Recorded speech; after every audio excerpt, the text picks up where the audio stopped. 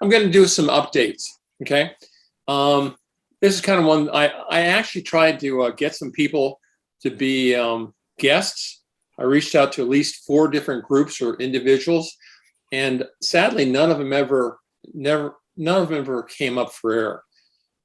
So you're stuck with me tonight. But let's do this. So we're going to go on and we're going to talk about, so the 4 things: the ARRL status, our 501c3 project, changes to Monday Night Net, 94066 hams, and future meetings might be in person. So with that said, I've been working to get us reaffiliated with the ARRL, and I finally got pay dirt. They finally updated, and we went from inactive to active status. So we now are listed on the ARRL site. It became originally a problem for me when I went to upgrade to my extra, and they were passing out a sheet at the Ham-Cram, which is another topic later. The Ham-Cram, they're passing out a sheet of local clubs, and we weren't on it. And I said, well, why aren't we on it? I said, well, you're not listed on the ARRL website, which is where they got their information.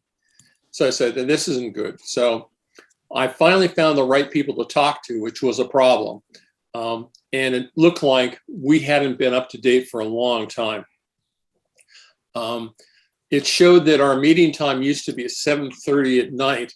I'm not sure how long ago that was, but bottom line is we're now on the ARRL website. We can take advantage of some of the ARRL benefits if we want to. Somewhere along the line, we'll get $1 or $2 for each one of our members who is an ARRL member. And for those who are currently not an ARRL member and they decide to join, which I kind of think you should because they've got some good benefits, particularly the magazine. It's $45, but the first year we get 15. So that's some way that we can maybe do a little bit of earning. I know that James is a member, and Janet's a member, and I'm a member. We had to have, to be of an affiliate, we have to have 50% of our members who are also ARRL members. And we, as you can see on the bottom here, I told them we only had 31 members. We have 3 other people who are members, but they're not licensed. So we actually have 34 voting members. Actually 27 voting members, and 14 of them are for sure ARRL members. So we qualify. So anyway, so that's one thing. So we're now back to working, we got ARRL hooked up. And the next thing is a 501c3 update. And I was not supposed to be copyright, but that's what this thing changed it to, unfortunately. I was hoping Malcolm would be here, but Malcolm and I are going to get together and we're going to sit down, fill out forms, and get that going. That'll give us some opportunities to get a free checking account. If we do that, we can have people donate. We can go for grants. We can get. It's just going to be beneficial to us in the end. But anyway, so we're working on that. Probably the biggest item tonight is what goes on with the weekly net. Hey, Norm, are you still there? I don't see you. You must be. Yeah, I'm still here. Okay. Have you ever tried to reach us on a Monday night? No, I have not. Okay.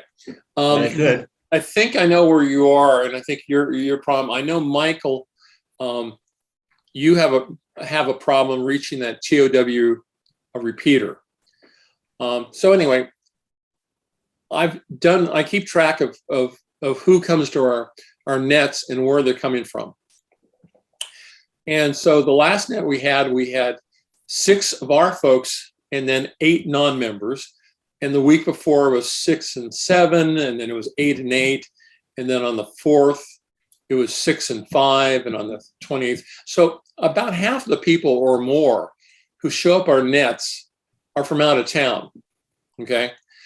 Some of them are just in South City, which is fine. But we get a lot of folks from the South Bay. We get people from the foothills and the like. On the 18th, I quizzed everybody who showed up. We had about 16 people who were there, which is a pretty good number. And I wanted to know how much power the visitors were using to check in. Okay. And it basically, most of them were, almost all of them were using 35 watts or more, and they're either using a base station or a mobile unit to check in with fixed antennas or mobile antennas, obviously. There was only one, I think, who actually had a handheld device, and he was in an unusual situation at a TV station that happened to be close to antennas. And Walt and I figured out the reason that he came through was because of his close proximity to some big antennas. But otherwise, they came in with a lot of power, and they reach us because they are on a base station or fixed.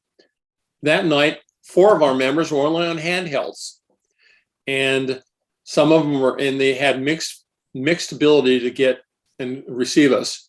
I think Janet's on a handheld, but she uses when she wasn't there that night, but she uses a J-pole to improve her thing, which is fine. Okay. But I think it's important that the nets are good for the lowest common denominator. For instance, Michael just over and Mike, I've got to remember, I've got a Mike and a Michael. Michael is just over in South San Francisco. And I think Michael's had troubles reaching us. I know I've had trouble understanding him on the TOW repeater. Let me see if I can go. Let's go to the next one. I'm curious to what kind of an antenna he has. Who? Michael, the one you're talking about. Michael, do you use a handheld? I do. I've got a Yaesu FT60 with a whip antenna, aftermarket, 16 inches or so. Perfectly fine. Perfectly fine. I think that's just, you should be able to reach our repeater that way.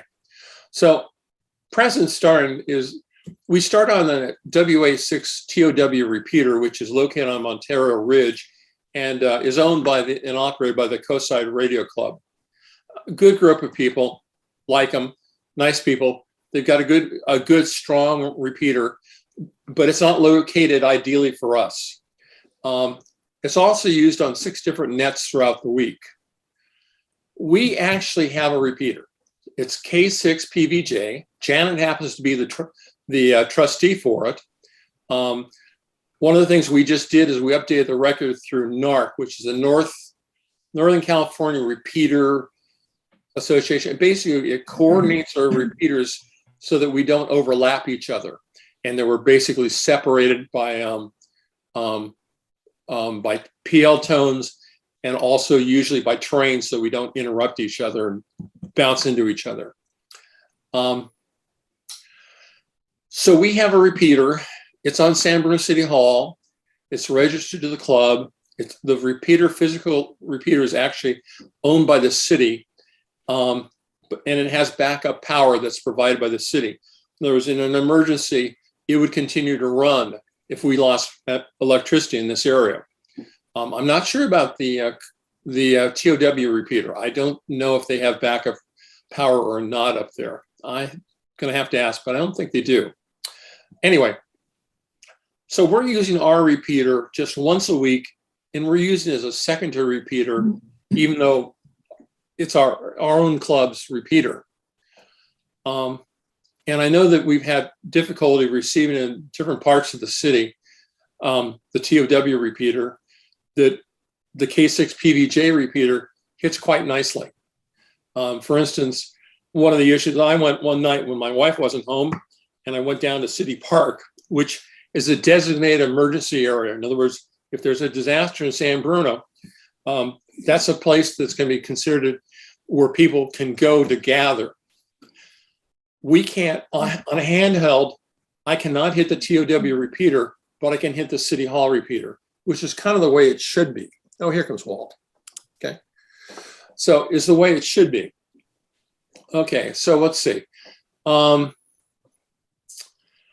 we talked about that, and I think for emergencies, a K6 PVJ repeater is better suited to serve the amateurs who live in San Bruno. And I think that's important. Good evening, Walt. So anyway, from all that information, this past week, I called Steve Austin, who's the president of the Coastside. I did this last week. I talked to Steve, who's president of Coastside, and expressed our appreciation over the years for having use of the TOW repeater.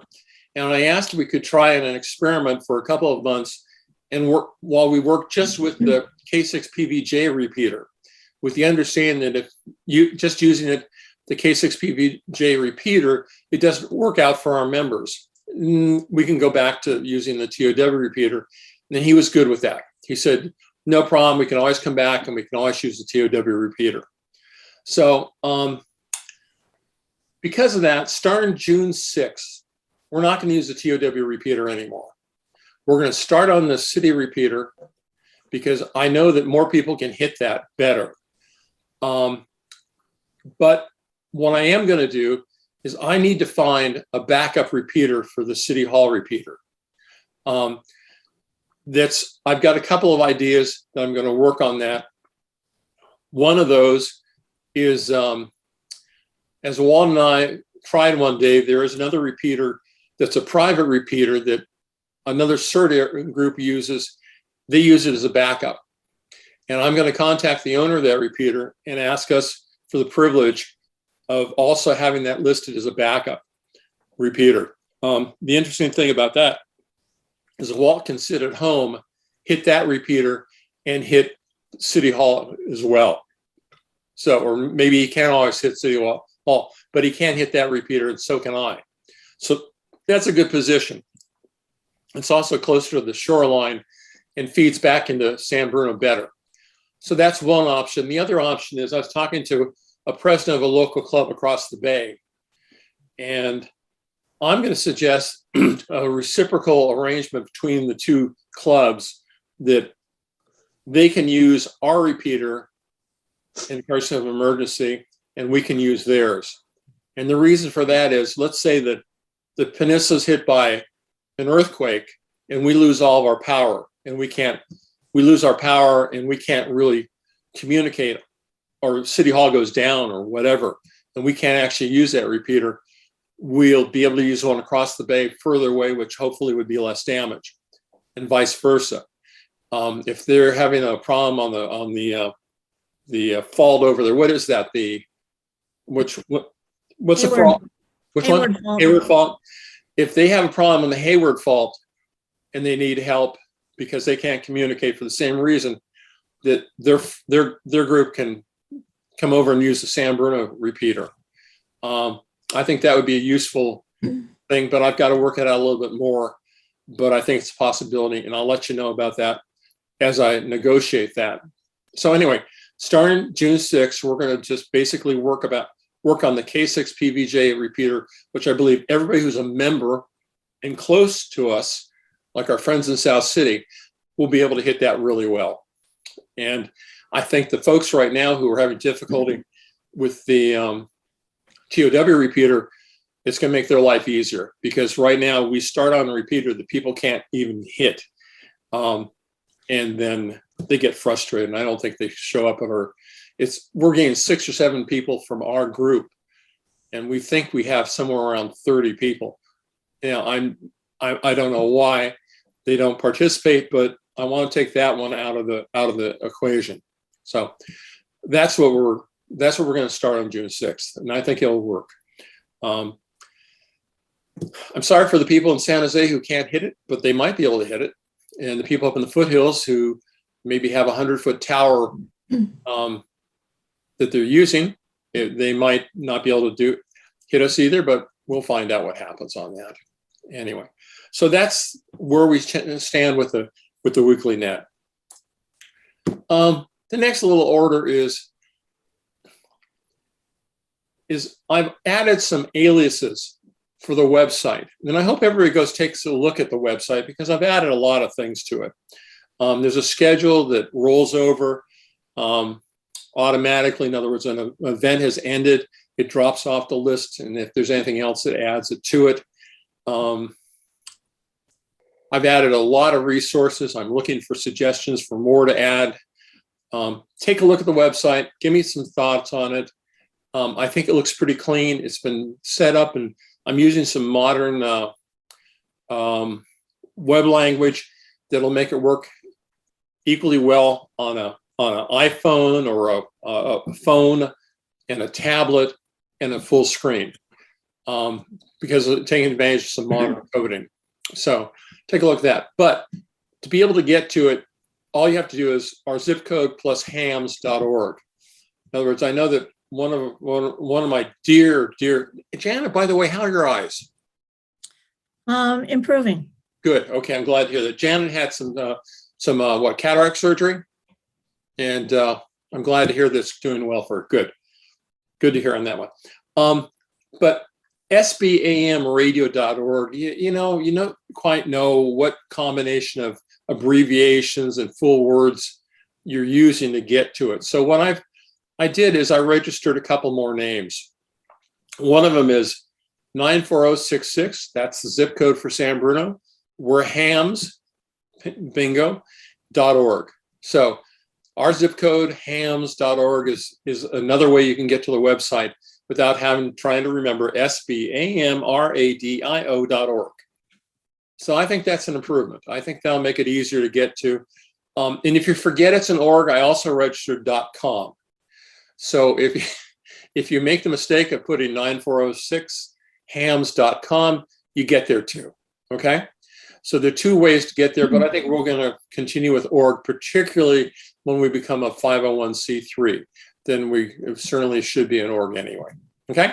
So that takes care of that little bit of news. And then the next thing is I got an email from Gage, who's with the fire department, telling me that they're making some changes at City Hall that may allow us to actually have in-person meetings again soon. And I'm hoping we can do that maybe the first meeting in June, in our meeting in June. I may want to call a couple meetings for folks who want to participate in field day to find out if they want to help out putting us together. But as you can see, I'm kind of saying cross our fingers and let's see if that happens. If we do it, I'm going to try to figure out how to do it both in Zoom and in person. But I kind of look forward to getting people together with folks. But I'm going to make it so that if people can't make it because they get home late, whatever it is, we got them covered too. So for the moment, cross fingers, let's do that. One of the things I want to do is see what's in the radio room and how the EOC works as a meeting place. One of the downsides to it, as I understand it, and we've got to work this one out, is they do not have regular internet into that room. They're worried about security of their network. So we may have to work on getting them, figure out how to get internet in that room. I know that they have internet across the way of the library for the public.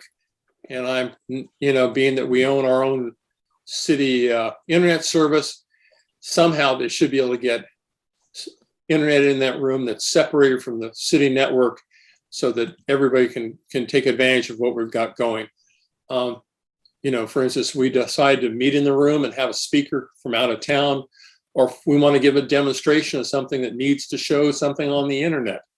We need that resource and we've got to work it out. Also happens to be if we want to use some of the radio features. So anyway, so those are the kind of the updates on that. So I'm going to move down to some of the other goodies. Okay. So we got some upcoming events that are coming along here. We got the May 21st. We're going to go to Sherry's. That's Janet's recommendation. She will be picking the tab up for everybody. Okay. Maybe she won't. It'll probably be what we call this a no host. Malcolm and I went there for lunch a couple of weeks ago, and we talked to them, and they said, "Yeah, no problem. Everybody can get a separate check." And I guess our goal will be, and we can use the back room that they have. So anyway, let's move over to that question first. Oops. So I hope everybody is taking advantage of our coffee and our radio sessions. I know that a lot of people don't work and they can't do that, but here's a bunch of pictures from the group, from the meetings we've had together, and I'd say over 50% of our members have been able to make it. They're usually in the weekdays. We did have one Saturday. They've all been at Starbucks up to now, and we've had a good turnout. And I think it's been really kind of nice. We say that we start, it's going to be an hour, and it's not unusual that we've gone about 2 hours before, we all kind of run off, which is kind of a good thing. And so I'm going to ask everybody, if you haven't made it to one, let's see if you can make it to the Saturday one. We're going to give it a try. But anyway, there's some pictures from the past meetings or get-togethers. They're not meetings, really. And here's what we're going to do. We're going to try Sherry's, which is at 2010 Rollingwood in San Bruno. Their hours are 7 to noon, 7 to midnight, I guess. Is that 12? I guess that's 7 to midnight. Okay. And when we talked to them, they said that the best time to come is probably around 8:30 or 9. They say they pick up traffic a little bit later, closer to 9:30 and 10. And it's a little harder to take care of a group. So they asked us to try 8:30. So I'm going to say that let's give it a try. 8:30, May 21st at Sherry's Restaurant in San Bruno, and get together and just chat and, see everybody. And I hope that works out. From what I could see, the prices were not particularly outrageous. And Malcolm and I did not have ill effects. I think, as Janet would tell you, the food is fine. And I urge everyone to give it a try. So we're going to give that a try. So that's an acute future event. Now, next thing that's coming up here is June 5th, 2022 is going to be the Posey Parade. I don't know what the Posey Parade is going to look like. This is an old picture I took when I worked for the San Bruno Herald and San Antonio Times of a Posey Parade, and Crestmore High was still in business. So if you know when that closed down, you can put a date on it. 1977. Okay. That was a Posey Parade from 1977. I was still happy I didn't get married till the end of the year. So anyway, I know, live dangerously. But anyway, so what's going to happen is, it looks like, and Janet can confirm this, I believe, or from what I can tell from some correspondence, that the Emergency Planning Committee, is that Emergency Preparedness Committee? Emergency Preparedness Committee, right? What is the Emergency Planning Commission? That's my mistake, Janet. Thank you. I did this this afternoon quickly between a meeting I had with a bunch of people and then tried to put together. So you're right. It is supposed to be Emergency Preparedness Committee, which Janet sits on, and I attend as well. Anyway, they're going to have a table at the Community Day, which is going to be held in conjunction with the Posey Parade. And it was kind of like Gage from the fire department. I thought maybe we'd have power and we should put a radio up and we should explain what we do. And I think that's a good idea. So we're going to try to do some demos of some things, talk to people, maybe find some more folks who want to become hams, try to twist some arms, get them interested, get them hooked, build up our membership. I think it's what we do. I enjoy it, and I hope we can find some more people out there. My guess, not knowing what the hours that so far are, is we might need maybe 4 to 6 volunteers. I know Janet and Malcolm, who's also on the committee, I would suspect they'll be there, but they'll probably be more involved, and I would hope they would be, in explaining what the committee does and some of the other aspects. And we'll try to fill it in by having some members of our group explain the amateur radio as well. So hopefully some of us will raise our hands and say, sure, let's give it a try. So anyway, so that's June 5th. The Posey Parade used to be traditionally at 1 o'clock. I have no idea how they're going to run it this time. It used to go into the park. They're not going to go into the park because of the construction. I also heard that they were concerned about, I've always looked a little dangerous getting all those kids across El Camino between lights. So we'll see how it works, and we'll see how we can fit in. And I think it's something that we should be involved with as part of the community. So that's one of the upcoming events. Then we're coming up on Field Day. Field Day is June 25th. And the city is allowing us to do it on Narita Plaza, which is the patio between the library and City Hall. As you can see some pictures of it, it's a decent sized space. I think officially Field Day starts at 11 o'clock in the morning, right, Walt? Does that sound right? Yes. Yeah, it's basically 2 o'clock on the East Coast. And it goes for 24 hours. Being that this is the first time we've done it in a long time, we're going to start small. I figure that, again, it's another opportunity to show the public what we do, and to find out, how we can work together is kind of practicing a little bit, but we're not going to be a big, intense operation because we haven't done it for a long time. Again, to me, it's more of a getting the world to know about us, and try to catch some more folks to bring them into the ham world. The reason I've got this kind of thought in my mind that doing it outside the library on a Saturday when all the dads have to take the kids to the library to look for books with mom, maybe we can get some dads or even moms to stop by outside and get them interested and explain it. One of the things I'd like to do, for instance, is explain to them what kind of communications they've got available. Whether it be little handheld walkie-talkies, the legal ones that they don't need to register, or the GMRS or whatever they are that they have to actually pay a fee and get licensed, or even the ham. And what's the difference to all this? That's part of what I'd like to do. So that's where I think we're going to be. We're going to probably have a couple sessions where I'm going to go down there and walk around there and take a look with some folks, some of you, hopefully. And we're going to see if there are any power outlets. My thought is we're going to probably be able to put some things in the lawns around it, and we'll find out what type of antennas and things we can put up. So there's a picture of Ted. Now I know Walt's going to go with Coastside. Is that still correct? I talked to Steve, and Yes. He's not sure that they have a place to do it yet. It usually comes together at the last minute. Yeah, well, he's not sure, and I talked to him. He's, but we've got this spot, so we're going to use that. So Walt, I know you're going to probably go that way, but I'm still going to lean on you for some information. And there's a picture of Ted. Ted usually goes to San Mateo and does CW. That's one of his vices, except this year, and Ted's not here tonight, so this is good because I can play with this a little bit. Ted is going to play Father of the Bride that day. One of his daughters is getting married, and he's going to play Father of the Bride.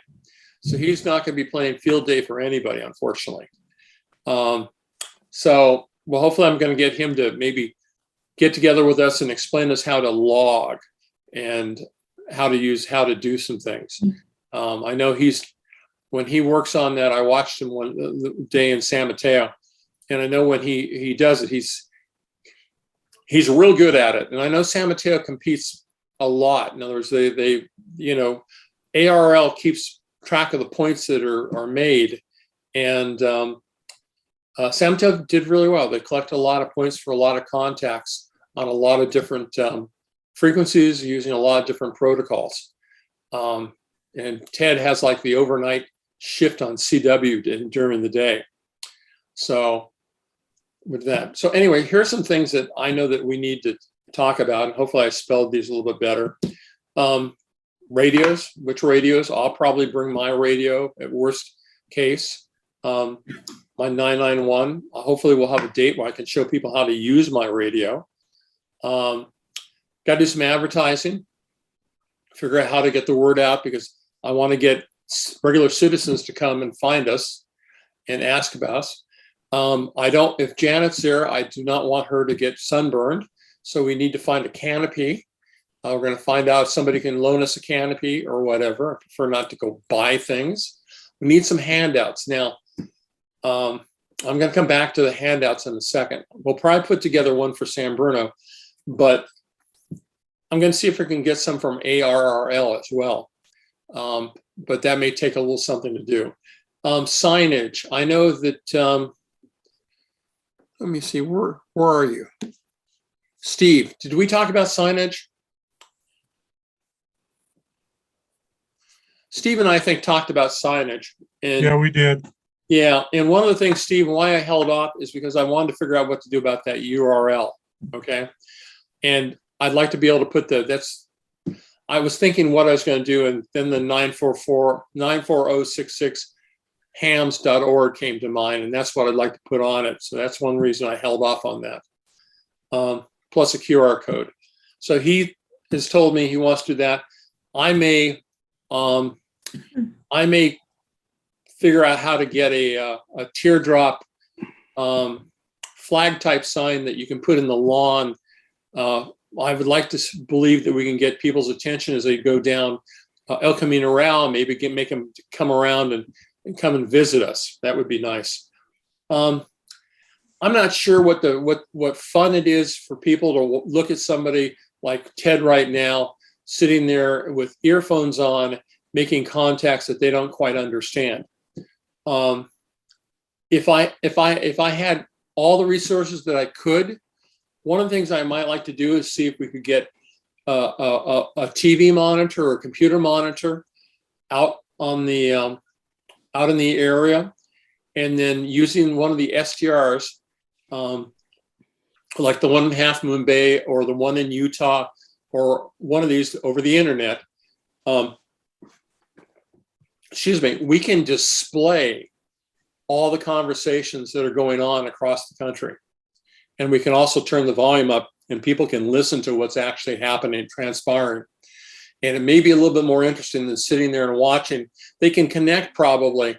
I think they can connect what somebody is doing on a radio with the earphones on, and then see it on a screen showing. Have you ever seen, raise your hand if you've seen a waterfall display from an SDR on the internet. Have you done that? I see 2, I see 3, okay? It's really fascinating to see, the conversations, the waterfall, effect coming down, and at the different frequencies where there's a conversation going, or CW, whatever it is. And I'd like to be able to show people that. And one of the problems is we've had some bad conditions recently. We may not be able to make a contact that anyone can hear, but the SDRs might give us a chance to show us what in fact is happening behind the scenes. And so if I can figure out how to get a monitor, hook it to a computer, hook it to the internet, I think that could be fascinating for folks to understand what's going on, especially when we're talking about things that are long distance. If they can understand that, they're listening to somebody in New Hampshire. Who's that?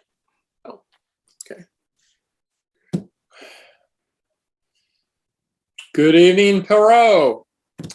So that's one of the ideas. Logging, as I said, I think we maybe, I don't know the fine art of logging as well as as I say, Ted does.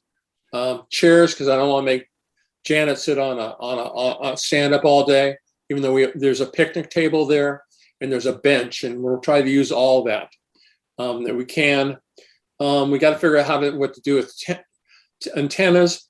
I'd like to do some demos. Stupid me always remembers when I was a child, and tell me if you've done this before. Do we all remember a kite string and 2 cans? Anybody ever do that? Kite string and 2 cans. Okay, Matthew has. Well, you can take a kite string, you can take 2 soup cans, and you can punch a little hole in that and stretch out a string. And, 15, 20 feet, you put it up to your ear and the other person talks into it, and you can hear the vibrations of that string coming into that tin can, which is fascinating. It's not exactly what we do, but it kind of gives an idea. And it might get kids interested, and it could be interesting to have a supply of cans and kite strings. So the parents, Matthew, I've seen you like this already. I love you, man. That kids can maybe do something with their folks of trying some things, just simple science experiments, like a string and a couple of cans, and get them to interested in what they're doing. Games, things like that. One of the main things that I want to do is I want to get contact information from folks.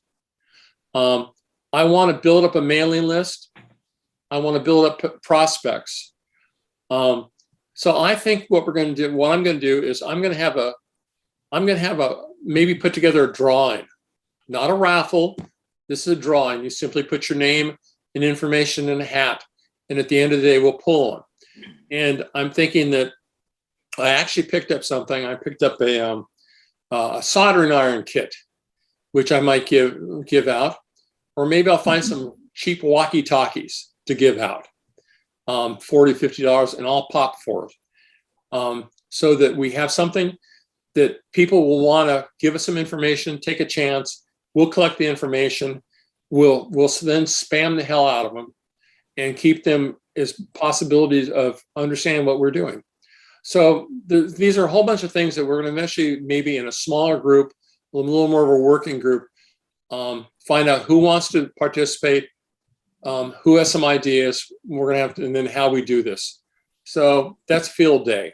As I said, we've got work to do on that, but it's the 25th and today is the 9th. So we've got 5 weeks to kind of figure it out. So field day. Oh, and then the other thing that I've kind of got scheduled going is I made some contacts with the folks who do the Ham-Crams. They did one, I think, either last week or the week before at the fire station on Shotwell and between Shotwell and Folsom. Is that right, Ollie? Is that the right location for the training station, fire department? Sounds right, huh? Yeah. Anyway, they had a Ham-Cram there. They usually get 50 to 60 people from around the area who want to either get their tech licenses or advanced license, like their general or their extra. I got my extra at the Ham-Cram. I just basically walked in and took the test, which was at the American Legion Hall in San Carlos in March. Anyway, I've got to know those people who put it on, and I said that we would find a place in San Bruno to host one and co-sponsor with them. I think I found the location. It's not a done deal yet, or I'll tell you where it is, but it's a good place. It's a place that I think we can, that'll work really well. So that's going to come sometime in fall, probably September. They just try to do it every 4 months or every 3 months, quarterly. So that's something we're working on, and hopefully that'll get there. Anyway, so that's my part of it. And so what are you thinking, guys? Anybody have some ideas, questions, thoughts? Oh, Janet, please. yeah. I also wanted to mention that you recently put in the website about this program, and you called it the Citizens Emergency Response Team, which is not accurate. Citizens Emergency. It's Community Emergency Response Team. Okay. So in the future, when you put that on there, Drop me a note on that one and tell so I can go find it. okay. Okay. Because I think I found it somewhere that was listed that way. Community sounds right to me, and I'll be happy to make that change.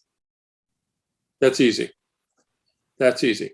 Matthew, I see your hands raised. Please. Dave, will you shoot me a note or a text or something and tell me how, if I go to join ARRL, now that the club is affiliated, Right. how do I tell them I'm affiliated with this club? You know, I haven't figured it out.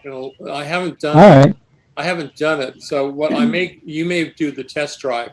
Oh, okay. I'll give it a try and see if they ask See for if a they club. ask you. Okay. All right.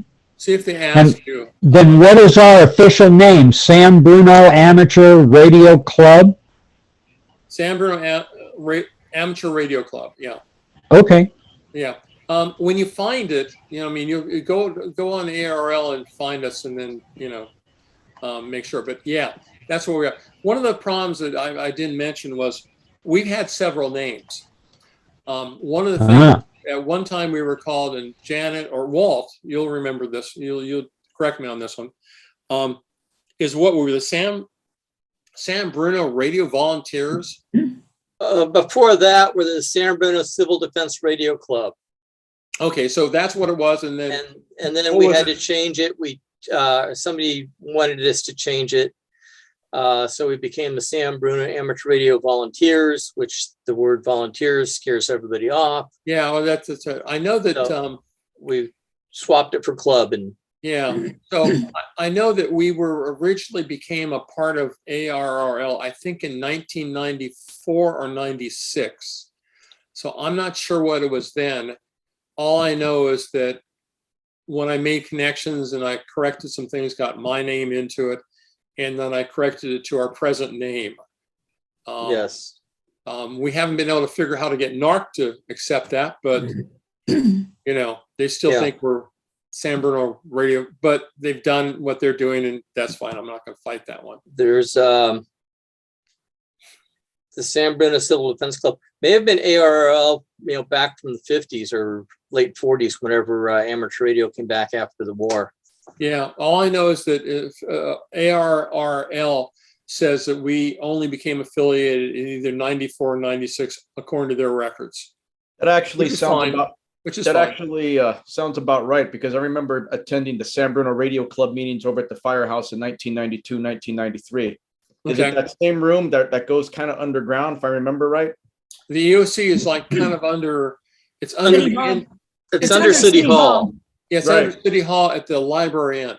Yes, and I forgot, and I think the last time I attended a San Bruno Radio Club meeting was probably 1992-93, and they held meetings there 7:30 at night, and I forgot what day it was, but yeah, that's the old time. At that time we had maybe 8 or 10 members, and I think it was kind of like what's happening now. They were trying to, revamp the club. Yep. And then I'm not sure what happened after that, but I think back then it was known as the San Bruno Radio Club. Yeah, it probably was, because, all I know is that I get the feeling that it went up and down, and then we kind of like didn't fall. One of the requirements is that I or somebody edit the information once a year to indicate that we are still live. If you don't do anything to it for 2 years, you become inactive and they drop you off the list. You're still there. They don't want you to restart over again, but they kind of drop you off as an active group. So we're going to try to stay active so that we don't disappear. Make life easy for everybody. Yeah. Ollie, by the way, are you a member of ARRL? I used to be, but not currently. But if this is the direction that we're going, I have no problem being a member. Heck, I'll do that tonight or tomorrow. Yeah, you don't have to. I mean, just, it's right now I'm kind of waiting to find out if they're going to ask me for a roster. I don't think they have. I think they're just taking my word for it, because worst case, they're going to send me $15, which is nothing, based upon how many members we have. That brings me back to one of the things I was talking about for field day pamphlets. Okay.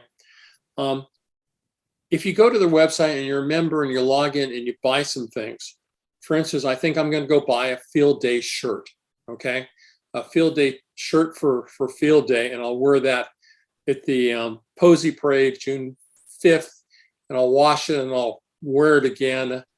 And when you do that, you can go under, I think it's under brochures or kits or something that grows the group. And I can't remember what it was, but you can get packs of brochures, 25 for free. And they've got 3 different brochures. So what I'm going to do is I'm going to get a T-shirt, and I'm going to pick up 25 brochures of each of these 3 brochures that explain ham radio, ARRL, and ham radio for kids, and so that we can pass them out on the community day and hopefully at field day. So if anybody else wants to join me and get a shirt, if you think you're going to participate, if you're not going to participate, don't buy a shirt. But if you think you are, consider picking up your free quantity of brochures so we can use them. If I figure if we get 75, 100 brochures, that's 3 or 4 people getting a T-shirt. T-shirts are $15, by the way. If you can we can get that, then we can get some brochures to hand out that we don't have to pay for. Even though I think I'm going to put together something that we can hand out. Matthew, please.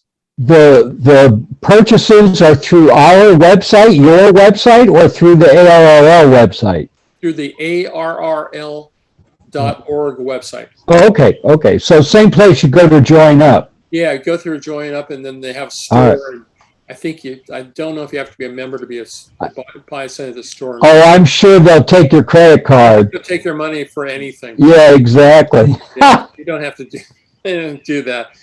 But all right. Shave the flag. Walt, please. As I recall, they had brochures that you could just download and print your own. Yeah, well, they have brochures that you can get 25 of that you don't have to pay for. And I think they indicate you don't even have to pay for shipping, which is even better than printing them off on your own. And these are color, and they look like they're professional. Yeah, you can bet the ones that you download, I think you could also customize, at least in some degree. But that's true. I'll go look on their site and see if it's one of the resources they offer. I would think that would be kind of nice. If I were them, I would build up a generic, leave a spot on the bottom for people to get a stamp and stamp them. But that's just the way I would do it. And just handwrite them all. My printing sucks, so I'll have you do it, Walt. Any other questions? Hey, Dave. Please. This is James, KI6IW. If you need some help with the 501c3 paperwork, let me know. I've done that before, and I'd be happy to help you with it. Oh, okay. Well, the worst case, I'm not going to misplace you. KI6. I could either use a breadstick to write with, which is what I picked up first. I can send you my contact information through the website if that's an option. Do that. Have you officially joined our group? I have not. You are more than welcome to do that. Which, that way I'll make sure I've got you for sure. But you're on the mailing list, so that's a good thing. So we got you covered. But I got your KI. So yeah, you can drop me a note. I'm easily gone to kn6koo@gmail.com. So that's that. Janet, please. Yeah, were we going to discuss maybe taking turns doing the Monday Night Net? I certainly am looking for volunteers. But right now, Matthew, let's see, James, you frequent the net. I frequent the net. Matthew frequents the net. Anybody who I would hope, Steve, do you frequent the net? No, I just need to leave. You need to leave. Yeah, I gotta send you some information on signs and stuff too. Okay. One of the things, let me throw this out real quickly before everybody leaves. I probably am going to end up making some purchases for field day. Okay. Out of my pocket. I'm not encouraging anybody to do it. All right. But one of the things that I'm hoping to do is make it a 501c3 so that I can donate whatever I buy to the club and get a little write-off on it. Okay. Right now we have zero money. Good news is the fire department is going to pay for our fees to become a 501c3. So they're going to use petty cash for that. I know that we believe they are holding some money of ours, which they certainly can use for it. I think that's what Walt was going to say. And he's right. And I think if that's the petty cash they're talking about, that's fine with me. It's a good use of it. But I'd like to get us into the position so we are a 501c3, and that if you do want to donate, and for instance, we ever go to dues and you want to go to donation, we can build up a little money so we can actually do some things on our own without having to do a lot of begging. So anyway, that's part of the whole plan to pull it all together. But Janet, you don't have to leave your condo to us, okay? Don't worry. Okay. I have 3 kids. Yeah, I get it. Yeah. So anyway, as far as net control goes, I know several people that check into the nets, but maybe have never been net control of a net before and maybe are a little skeptical about it. Believe me, the more you do it, it's easy peasy. I encourage everybody that wants to give it a shot, please do, because I don't plan to have to do it every Monday night. So, well, that's why I've been trying to help you out. Oh, I know you, and I appreciate that too, David. And that's why Walt has pitched in often enough. One of the things I've got to do before the 6th is come up with a new script. Hopefully the script will be a little bit shorter because we're not going to have to acknowledge the owners of the TOW repeater. And in net control, we'll make it a little bit shorter because we'll deal with the fewer, instead of 3 and a lot of out-of-towners that we don't know. I mean, one of the things I do, and I'll suggest it to make it helpful to everybody, is forgive me, I'm reaching for my notes, but I actually print off a list of all of our members for the net. And I have it in alphabetized thing. And basically, when you come up, I circle it. And in the past, because of the TOW, I've also added, that's the hardest part, I think, is the folks who, come from out of town, we don't know who they are. And we have to ask them over I tell you the truth, I got 6 of them I put down because I know who they are and I circle them too. But this will make it easier. So if anyone wants to give net control a try, I think we'll make it a little bit easier for you in the future. And the learning curve will not be as hard as it was for myself and Walt and Jan, who've done in the past. And I'll encourage everybody to give it a try. I know that Michael will even give you a try because you're going to be able to connect to the PVJ repeater a lot better than you have in the past. Yeah, I'm down. I'm down to do net control here and there. Help you guys out. Okay. All right. Remember that, everybody. That's why I'm recording this. So I know who suckered, who we might sucker in. So anyway. It's good experience, especially if you were in a disaster situation and you have to be down in the EOC and helping to transcribe things. It's very good training for that. Yeah. And that's one of the things. I'll bumble through it, so long as everybody's patient with me, I don't mind bumbling through it for the practice. That's for sure. We have all bumbled through it. All bumbled through. I certainly have.